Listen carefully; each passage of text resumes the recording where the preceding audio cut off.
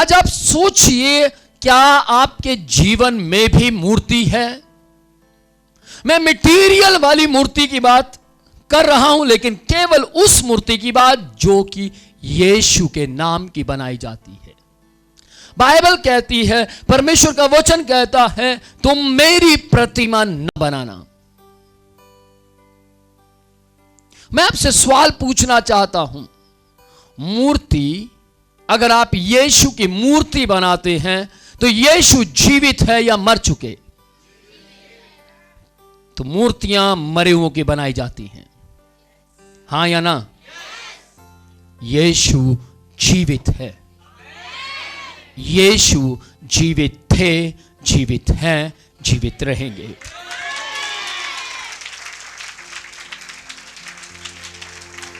वो जीवित परमेश्वर आपके ऊपर अपने आप को प्रकट करना चाहते हैं। वो आपको बता रहे, पाप की मजदूरी मौत है। पाप केवल तुम्हारे घर में कलेश ला सकता है। पाप केवल आपको आपके परिवार से अलग कर सकता है।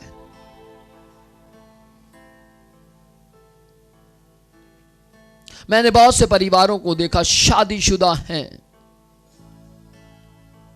लेकिन फिर भी पाप करते हैं।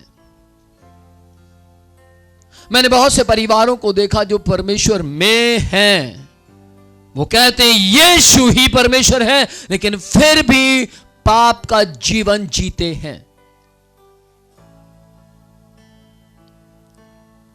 याद रखिए, यदि मेरी आवाज आप तक आ रही है और आप किसी भी जगह पर बैठे हैं, मुझे मालूम है यहां पर बहुत से लोग अलग अलग जगहों से आए हैं, लेकिन आज आपको सुनना है कि यीशु आपको कुछ अलग बताना चाहते हैं। मेरा नाम भी बकवादी है। Praise the Lord. मैं भी आपको कुछ अलग बताना चाहता हूं। हालेलुया। और कुछ अलग है। आज आपको उस ईश्वर को, उस परमेश्वर को जानने की जरूरत है जिसको आप कहते हैं यीशु परमेश्वर है। जैसे आज से बहुत से लोग पिछले समय में मुझे कहा, बहुत से लोगों ने कहा कि सर हम यीशु को जानने के लिए क्या करें? मैंने बोला आप पश्चाताप कीजिए, आप अपना जीवन यीशु को दे दीजिए। आपको पश्चाताप करने की जरूरत होगी।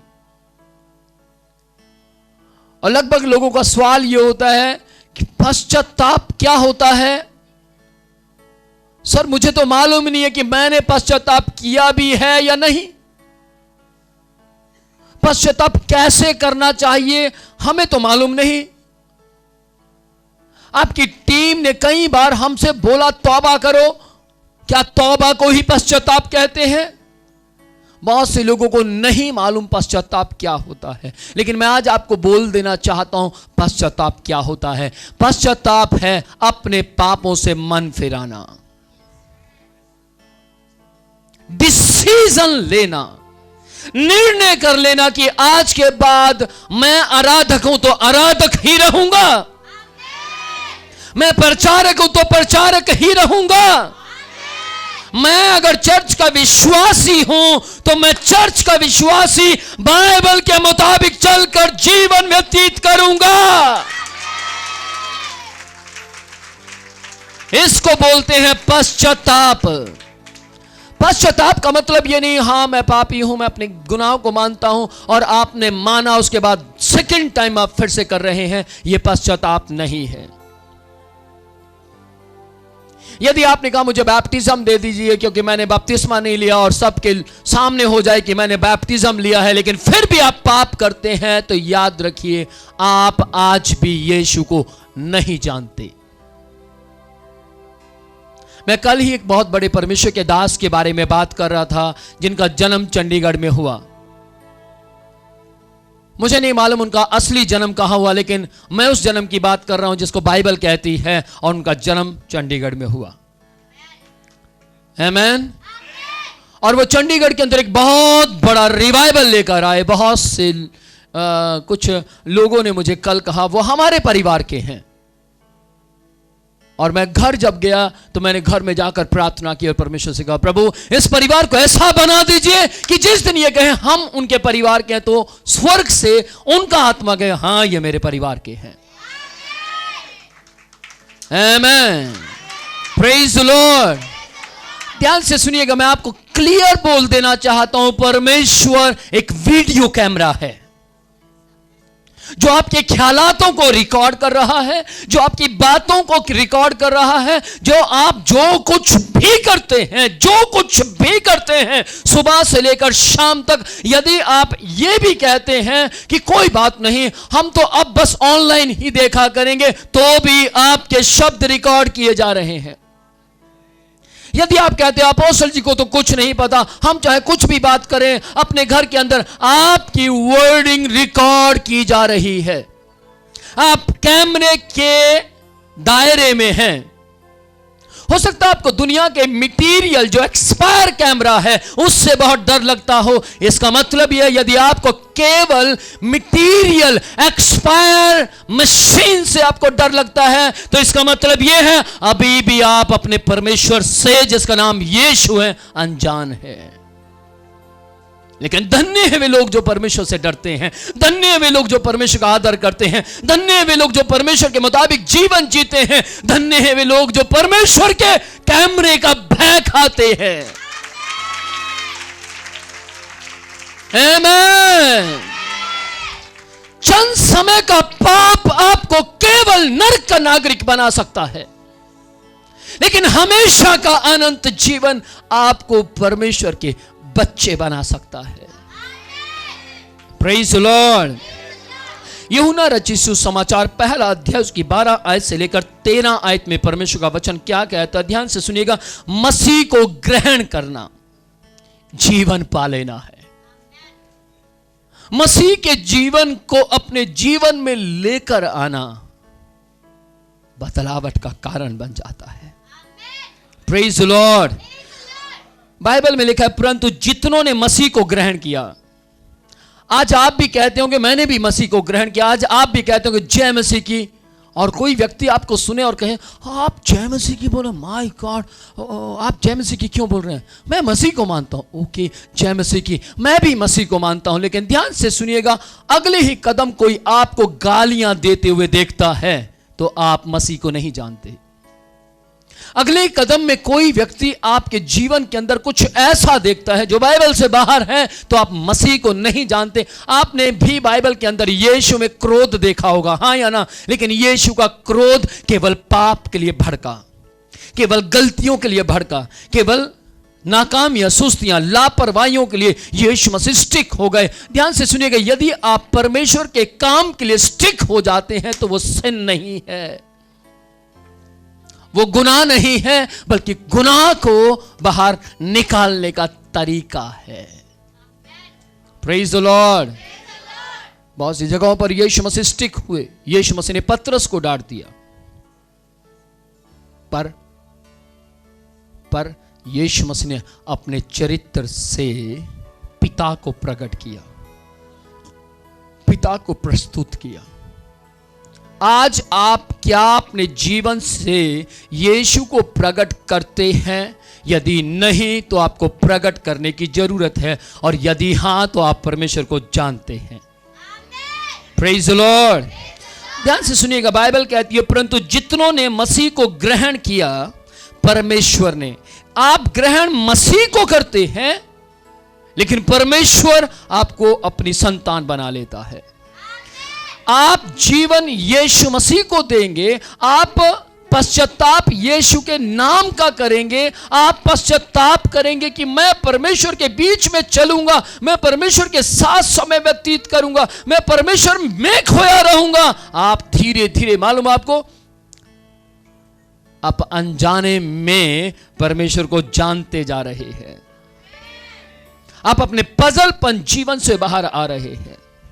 बाइबल परमेश्वर का वचन क्या कहता है? जो, ध्यान से सुनिएगा, अर्थात उन्हें जो मसीह के नाम पर विश्वास करते हैं। फिर से पढ़ूंगा, मसीह ने उन्हें परमेश्वर की संतान होने का अधिकार दिया है। याद रखिएगा, यदि आप अपने आप को परमेश्वर की संतान कहते हैं, यदि आप कहते हैं कि मैं परमेश्वर का बेटा हूं, मैं परमेश्वर की बेटी हूं, तो ध्यान से सुनिएगा, आपको यह अधिकार केवल यीशु मसीह दे सकते हैं और कोई नहीं।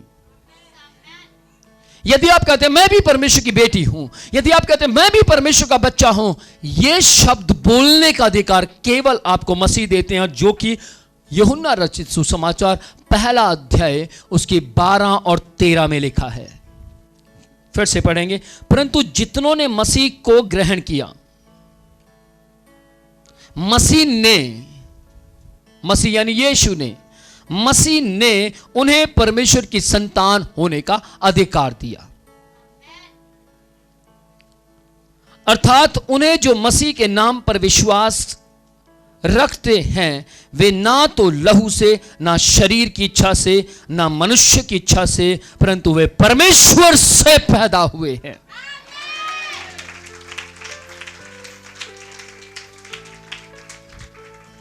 मैंने बहुत बार लोगों को सेहत बनाते देखा है, पार्क में दौड़ते, खेलते, कूदते देखा है, अपनी सेहत की परवाह करते देखा है, अपनी सेहत के प्रति बहुत से लोगों को सीरियस देखा है कि कहीं पर हम नाश ना हो जाए जल्दी। तो ध्यान से सुनिएगा, आपके प्रति परमेश्वर सीरियस है। यदि आप अपनी परवाह करना चाहते हैं, यदि आप अपनी परवाह करते हैं खेलने कूदने में, यदि आप अपने बच्चों की परवाह करते हैं पढ़ाई लिखाई में, यदि आप अपने पति की परवाह करते हैं उनकी सेहत में, तो ध्यान से सुनिएगा, आज परमेश्वर चाहता है कि आप परमेश्वर की परवाह को समझ जाइए और आप अपनी परवाह आत्मिकता में ले आइए। आमेन, प्रेज द लॉर्ड। क्या आप अपनी परवाह करते हैं कि मैं कहां जाऊंगा? आज बहुत से लोग स्वर्ग जाना चाहते हैं, लेकिन कारनामे, लापरवाहियां, करतूतां, पंजाबी च कहंदे तेरियां करतूतां सब जाहिर हो जानियां, जेड़ियां तू पापां विच मौजां ने मारियां। आज आपको पाप करने से आनंद मिलता होगा, आज आपको ऐश प्रस्ती करने से आनंद मिलता होगा, लेकिन ध्यान से सुनिएगा, वो आनंद चंद समय का है। उसके बाद, मरने के बाद सोचिए आपको कहां जाना है। जिसके पास जाना है उसके साथ अपनी दोस्ती कर लीजिए, ताकि वो वहां पर वो वीडियो दिखाए जिसमें आप आत्मिक दिखाई देते हैं। आमेन, प्रेज द लॉर्ड। मैं हो सकता है मैं यहां पर खड़ा होकर आपको बोल प्रेज द लॉर्ड, हालेलुया, आप कैसे हैं, और आप कहें अपोस्टल जी कितने खुश हैं, ओ माय गॉड अपोस्टल जी कितने आनंदित हैं, लेकिन मैं छिपकर यदि पाप करता हूं तो मैं आज भी अनजाना हूं, मैं परमेश्वर को नहीं जानता। लेकिन यदि मैं जैसा आपको दिखाई दे रहा हूं वैसा ही हूं, मेरी वीडियो परमेश्वर के पास वैसी ही है जैसा मैं आपके सामने, तो इसका मतलब मैं स्वर्ग राज्य का वारिस हूं। आमेन, प्रेज द लॉर्ड। मसीही जीवन के नाम का मतलब है बदलावट। आप में बदलावट होना बहुत जरूरी है। यदि आपके घर में दुख आता है, मुसीबत आती है, कोई दुष्ट आत्मा प्रकट हो जाती है और आप तुरंत कहते हैं हालेलुया हालेलुया हालेलुया, तो याद रखिए आप अपने परमेश्वर से अनजान हैं। पतरस परमेश्वर में तब उन्नति नहीं कर पाए जब वो पाप में थे, परंतु तब कर पाए जब वो बाइबल में चलने लगे। यूहन्ना जी प्रसिद्ध व्यक्ति बने कब? जब उन्होंने सीने पर सिर रखा। लेकिन जिसके सीने पर सिर रखकर सोया, उसके सीने से निकलने वाली शब्दों को, सीने से निकलने वाली सामर्थ को अपने अंदर से प्रस्तुत किया। तब यूहन्ना प्रसिद्ध व्यक्ति बने। प्रेज़ द लॉर्ड, आमेन। आज आप सोचिए किस जगह पर आप खड़े हैं। आज आप सोचिए किस को आप प्रसन्न करना चाहते हैं।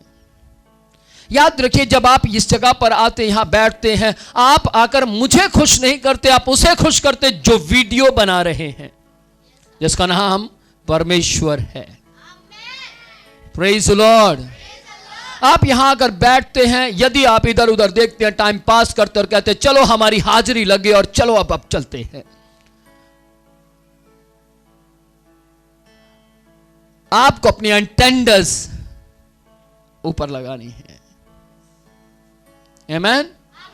आप बैठेंगे नीचे लेकिन अटेंडेंस ऊपर लगेगी। मालूम क्यों? क्योंकि ऊपर से आपको आवाज आ रही है, सावधान, आप कैमरे के दायरे में हैं, सावधान, आपके ऊपर कैमरा नियुक्त किया गया है। चेतावनी देता है आज आपको परमेश्वर कि मैं तुम्हारी हर एक रिकॉर्डिंग अपने पास रखता हूं, और एक वक्त आएगा जब परमेश्वर कहेंगे फिल्म चलाओ।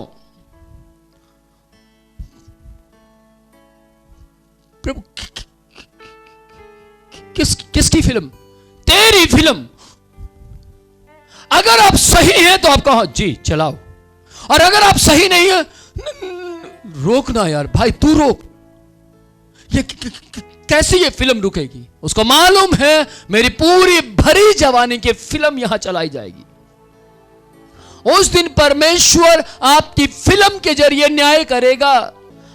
आप जिस परमेश्वर की उपासना करने के लिए यहां पर आते हैं, आप जिस परमेश्वर के ऊपर विश्वास कर चुके हैं, आपने जिस परमेश्वर के सामने खड़े होकर कहा है आप परमेश्वर हैं, वो सारी कायनात का मालिक है। यदि आपको अपनी प्रार्थना पर विश्वास नहीं है तो आप अभी भी नहीं जानते वो कौन सा परमेश्वर है। आज बहुत से लोग परमेश्वर परमेश्वर परमेश्वर करते हैं। आज बहुत से लोग यीशु के नाम का प्रचार भी करते हैं। आज बहुत से लोग कहते हैं यीशु, अच्छा आप यीशु के बारे में बता रहे हो? ओ हाँ, सही कह रहे हैं आप, मेरे घर में भी बाइबल पढ़ी है।